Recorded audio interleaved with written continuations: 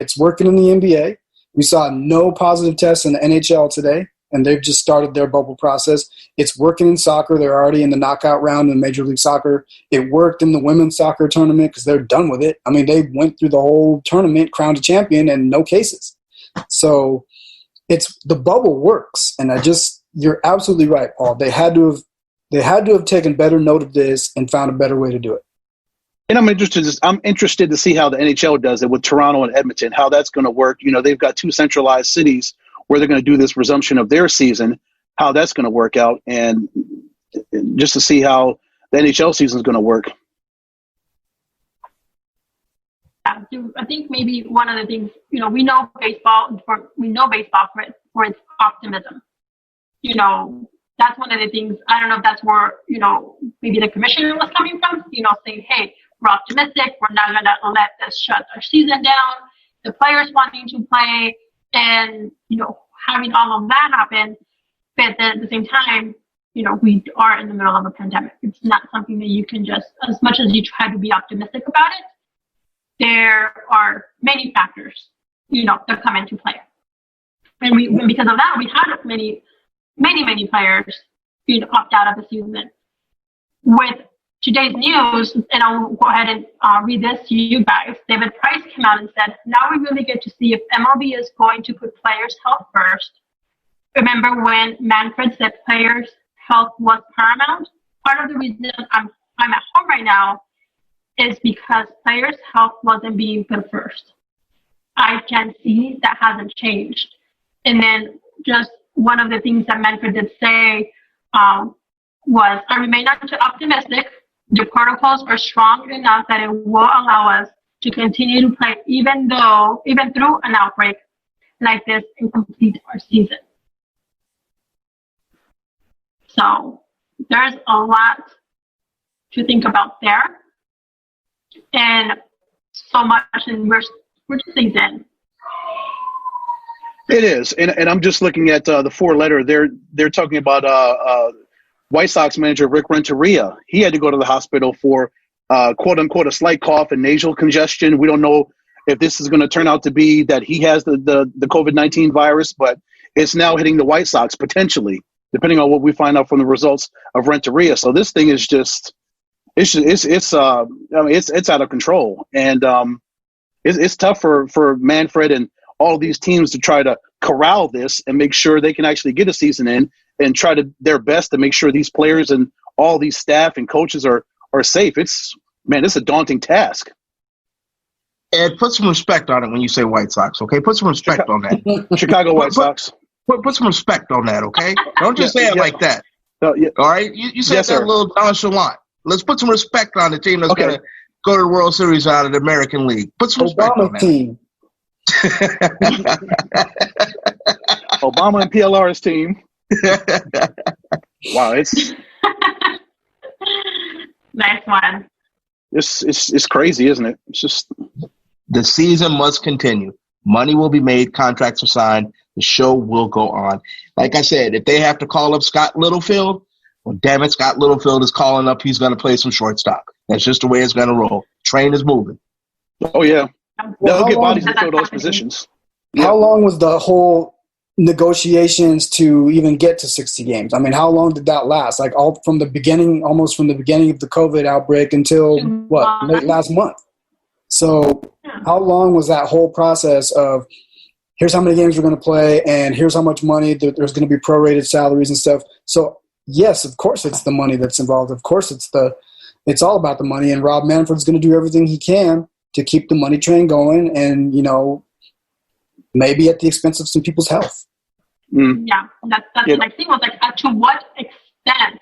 At what expense are you willing to not cancel the season? We're seeing it already, possibly multiple teams. Players.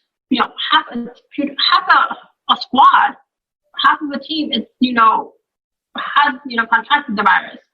We just recently over the weekend found out about extending the playoffs. We're already getting into that, and then now this is, I see very, very dim light at the end of this tunnel, that we will actually see playoffs. But that's yes, why it's all about money, but that's not good. I don't think that's something, That's why you expand the playoffs. Because if there is an issue, there's other teams that can slide in. Look, did you guys ever see the movie State Property? Bean said it best, either you roll with us or I'm rolling over you. And that's really pretty much the way MLB is going. Roll with us, we're going to roll with or without you. We're going to keep going. That's and if true. you ain't seen State Property, that's 2 weeks in a row, Joanna. We done giving you movies and you ain't Ed, talk to her. Ed, come get her. Oh gosh, I'm gonna be in the doghouse. Yeah, Joe, you have no excuse. State Property, Paid in Full, all the great ones. Paper Soldiers, the first Yes. Kevin Hart Give movie. me a list and I'll get on that. Oh my gosh. So should we even dare talk expanded playoffs right now? Is it worth talking the expanded playoffs? Well, that's what we want to get to, right? I mean, if somehow eventually, yeah. Yes. Guys, can I be safe in speaking for all of us when I say we are rooting for this? We want this. We want baseball to thrive and continue and survive and play out, and we want to get to the playoffs because that's the best part, right? I mean, the playoffs are the best part. And I saw something earlier today. I think his name is Kyle Brandt from the NFL Network. He tweeted out something about you guys, some of you media are openly rooting for the NFL not to, it's like some of you people in the media are openly rooting for the NFL not to happen. And that's just not true. I mean, we want this. We do. But we have to also consider the safety, the well-being of people in a pandemic. And, that might make me sound like a leftist liberal of every kind. But I have to say it because I when I saw that tweet, I was like, dude, where are you coming from, man? Like, we're not rooting. We're sports writers. We're sports journalists. We are not rooting against the sport. We want to see them play. I want to see the baseball playoffs. I love a 16-team playoff. It makes it that much more fun. It's like March Madness. Best tournament in sports. I agree. Yes, we do want sports back, but we want it back in a safe and reasonable fashion. We just don't want to throw anything up there willy-nilly and just, let's throw it up on the wall and see if it sticks. And it doesn't stick. It just smears the wall and it just falls all to the ground, and then you got to clean it up. Paul? I was good. I mean, you guys said it. I was just, I'm listening. I'm in the listening phase right about now. Yeah. That's a good transition to the NFL, right? Yeah. Like, I love sports. For me, everybody knows this. Baseball is, I live, I breathe, if I could have Hollywood, baseball, but, that's just for me how much I love the game and just sports in general. But yes, I agree. We have to think about the safety. We have to, think about, all these factors and that come into play. But we can go on about this all night. We're not going to come to a solution, and MLB is going to do what MLB always does. They're going to do what they want. So, but yes. Did you say all night? You said we could go on about this all night, right? That's another 80s song, Romero. All night long. All night. I know Richie.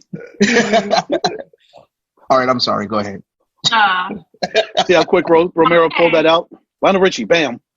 Hold on. She's gonna lose her train of thought. I already did. I lost my transition. NFL. Football. So, moving on to football. So, for me, I was excited and I was happy to see something come out. And I don't know, I followed the story. I don't know if you guys, how closely you followed it. There was even a special on ESPN, Alex Smith, which he was injured. He went through multiple surgeries. It was expected to not, more than likely not ever come back to playing football again. And he's been cleared to return to football activity, not to clearly play. Hopefully in the near future we'll see him out on the field again. But for me, that was just such like in what we're facing now, being in the middle of a pandemic and all the news that's happening around the world, and even in our nation, and seeing, at least for me, and seeing some positive, and seeing a player, an athlete, seeing that he was not going to return, he's actually going to get to possibly see that. And just for me, that's hope, perseverance, and just not giving up. So I don't know, you guys, what was your reaction when you actually found out about Alex? Yeah, when I saw it, I thought that was a phenomenal story. Alex Smith going through many surgeries. It was a life-threatening injury when he got injured against the Texans last year. That was a horrific injury. And like you said, Joe, there was no telling whether Alex Smith would play again, let alone be able to walk normally again and just resume his normal life. But then when I saw the news that Alex was cleared for all activities with the Washington football team, my former team that I used to work for proudly, I thought it was great. And I think that's a breath of fresh air, another breath of fresh air for the Washington football team. We saw that they changed their logo. They temporarily changed their name as they get ready to try to figure through copyrights and everything on trying to get their name. So it's just another positive thing for the Washington football team that Alex Smith is back. And let's see what he can do to hopefully bring Dwayne Haskins Jr. along and see where that battle's going to go, who's going to be the starting quarterback for the Washington football team. You would assume it's Alex Smith, with what they're paying him. And he's been in the league a lot longer than Dwayne Haskins Jr., clearly. So I think it's a phenomenal story. And I wish nothing but the best for Alex Smith and the Washington football team as they move forward. And let's see how he works in with training camp and chemistry and all that stuff. And if he's ready to actually come back and do this thing. For me, I echo, great story, great comeback. You applaud the guy for everything he's gone through to come back. Great college quarterback at Utah. He was, wasn't he the first overall pick when he came out? Yes. The potential to be great and derailed by injuries, but he gets another crack at it. The flip side of this for me, Alex Smith, Warrior, comes back, gets his job back. Colin Kaepernick, totally healthy the whole time, been ready to go.